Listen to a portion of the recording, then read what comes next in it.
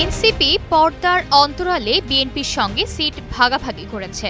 সম্প্রতি অনলাইন টকশোতে এমনই একটি মন্তব্য করেছেন একটি রাজনৈতিক দলের প্রধান। বিএনপির সঙ্গে আসন ভাগাভাগি নিয়ে নিজের প্রতিক্রিয়া জানিয়েছেন জাতীয় নাগরিক পার্টি এনসিপির দক্ষিণাঞ্চলের মুখ্য সংগঠক হাসনাত আব্দুল্লাহ।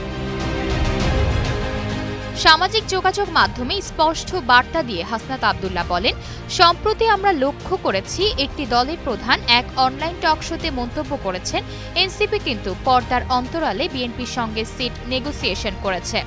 আসন ভাগাভাগির দাবিটি সম্পূর্ণ ভিত্তিহীন জানিয়ে হাসনাত বলেন, আমরা উল্লেখিত রাজনীতিবিদের প্রতি আমাদের সম্মান ও সৌহার্দ্যপূর্ণ সম্পর্ক বজায় রেখে স্পষ্টভাবে জানাতে চাই যে এনসিপি কোনো দলের সাথেই আসন ভাগাভাগি নিয়ে আলোচনা করেনি। আমরা সারা দেশে আমাদের সাংগঠনিক শক্তি বৃদ্ধি ও জনগণের সঙ্গে সম্পৃক্ততাকে প্রাধান্য দিয়ে কাজ করে যাচ্ছি। ওয়ালটন আবারো মিলিয়নিয়ার অফারে ওয়ালটন ফ্রিজ কিনে আপনিও হয়ে যেতে পারেন মিলিয়নিয়ার।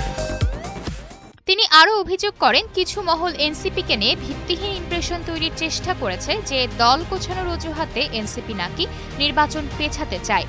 আত্মপ্রকাশের পর থেকেই এনসিপি বিচার, সংস্কার ও নির্বাচনের রোডম্যাপ চেয়ে আসছে।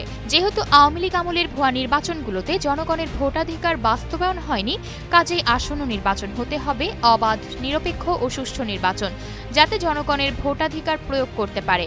এনসিপির মতে শুধু নির্ধারিত সময়ে নির্বাচন আয়োজন নয়, বরং তার আগে প্রয়োজনীয় প্রশাসনিক ও কাঠামোগত সংস্কার নিশ্চিত করাই মূল চ্যালেঞ্জ।